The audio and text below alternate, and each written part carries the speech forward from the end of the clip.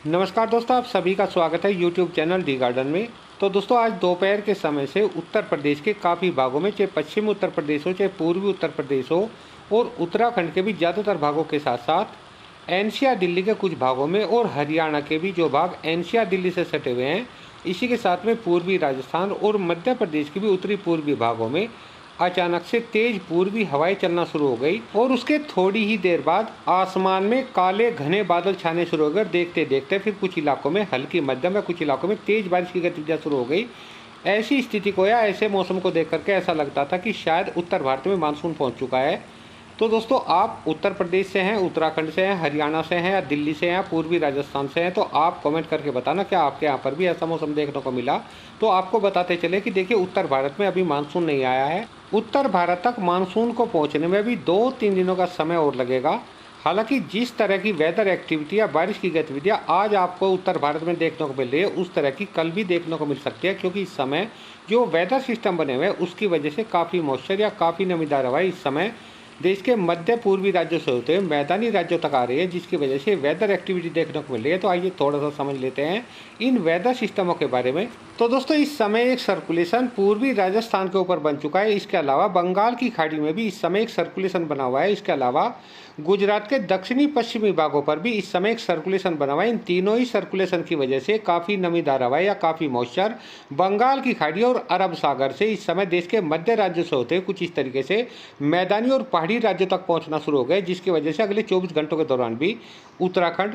पश्चिमी उत्तर प्रदेश, पूर्वी उत्तर प्रदेश, एनसीआर दिल्ली और हरियाणा के भी जो भाग एनसीआर दिल्ली से सटे हुए हैं और पूर्वी राजस्थान के काफ़ी भागों के साथ साथ मध्य प्रदेश के भी मध्य उत्तरी पूर्वी भागों में अगले 24 घंटों के दौरान कुछ ऐसी ही वेदर एक्टिविटी, यानी कि कुछ भागों में हल्की बारिश या हल्की से मध्यम बारिश होने के साथ साथ कुछ इलाकों में तेज बारिश होने की संभावनाएं बनी रहेंगी। हालांकि दोस्तों, अगले 24 घंटों के दौरान से देश के कई राज्यों में मानसूनी भारी बारिश की गतिविधियां शुरू हो जाएंगी, क्योंकि बंगाल की खाड़ी में इस समय जो वेदर सिस्टम है, यह धीरे धीरे आगे की ओर बढ़वार शुरू कर देगा, यानी कि उड़ीसा के करीब पहुंच जाएगा, जिसकी वजह से अगले 24 घंटों के दौरान से बिहार, झारखंड, पश्चिम बंगाल, उड़ीसा, छत्तीसगढ़ और पूर्वी मध्य प्रदेश के भी दक्षिणी पूर्वी भागों के साथ साथ पूर्वी उत्तर प्रदेश के भी उत्तरी पूर्वी भागों में अगले 24 घंटों के दौरान से मानसूनी बारिश की गतिविधियां बढ़नी शुरू हो जाएंगी। और दोस्तों, 26 जून आते आते जैसे ये वेदर सिस्टम उड़ीसा, छत्तीसगढ़ के ऊपर से होकर के 26 जून तक मध्य प्रदेश के ऊपर पहुंच जाएगा, तो मध्य प्रदेश, छत्तीसगढ़, उड़ीसा, झारखंड, पश्चिम बंगाल, बिहार, इन सभी राज्यों के ज़्यादातर भागों में भारी मानसूनी बारिश की गतिविधियां शुरू हो जाएंगी। और दोस्तों, पूर्वी उत्तर प्रदेश के भी ज़्यादातर भागों में, या कह सकते हैं सभी भागों में, मानसूनी बादल छाए जाएंगे और मानसूनी बारिश की गतिविधियां 26 जून तक शुरू हो जाएंगी। और 27 जून आते आते पश्चिमी उत्तर प्रदेश, उत्तराखंड, हिमाचल प्रदेश, एनसीआर दिल्ली और हरियाणा के ज़्यादातर भागों के साथ साथ पूर्वी राजस्थान के भी ज़्यादातर भागों में मानसूनी बादल छा जाएंगे और मानसूनी बारिश की गतिविधियां शुरू हो जाएंगी। तो दोस्तों, उत्तर भारत के लिए बस अब केवल 2 दिनों का इंतजार है। 2 दिनों बाद उत्तर भारत में मानसून पहुंच जाएगा और मानसूनी बारिश की गतिविधियां बढ़नी शुरू हो जाएंगी। और आइए अब थोड़ा सा जान लेते हैं अगले 24 घंटों के मौसम का हाल। तो जैसा कि मैंने पहाड़ी और मैदानी राज्यों के बारे में पहले वीडियो में बताया है कि अगले 24 घंटों के दौरान भी हिमाचल प्रदेश, उत्तराखंड, एनसीआर दिल्ली, हरियाणा के कुछ भागों के साथ साथ पश्चिम उत्तर प्रदेश, पूर्वी उत्तर प्रदेश और पूर्वी राजस्थान के काफ़ी भागों में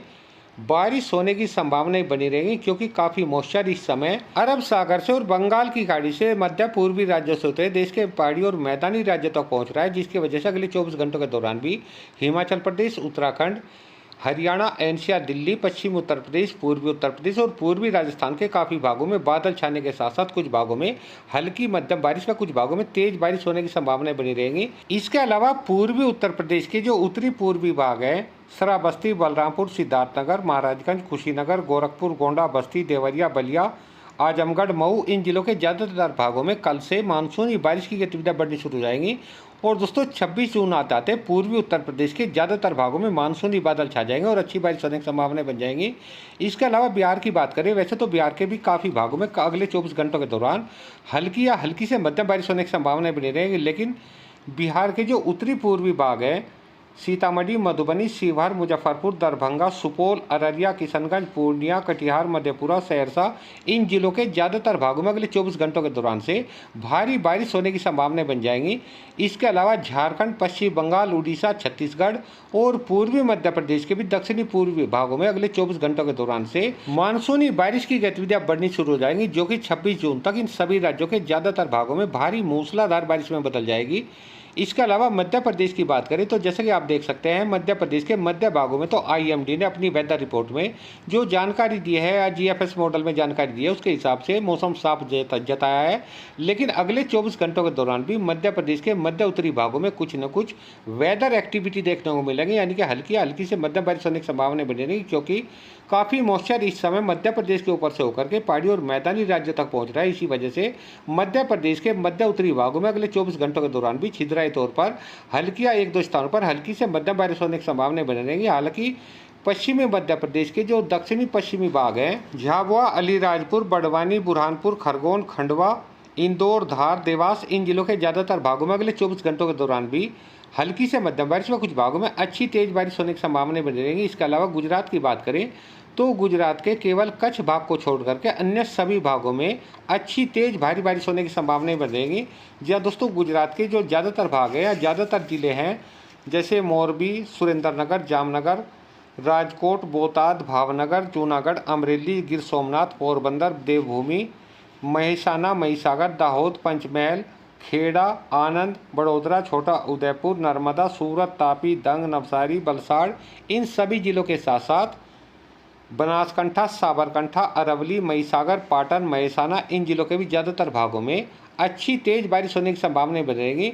राजस्थान की बात करें तो राजस्थान के जो दक्षिणी भाग है या दक्षिणी पूर्वी भाग है, यानी कि जो भाग गुजरात से सटे हुए हैं, बाड़मेर, जालोर, सिरोही, उदयपुर, प्रतापगढ़, डूंगरपुर, बांसवाड़ा, चित्तौड़गढ़, राजमंद, पाली इन जिलों के कुछ भागों में हल्की से मध्यम बारिश व कुछ भागों में अच्छी तेज बारिश होने की संभावनाएं बनी रहेंगी। हालांकि पूर्वी राजस्थान के जो अन्य भाग है, अन्य जिले हैं अजमेर, भीलवाड़ा, बूंदी, कोटा, बारन, झालावाड़, टोंक,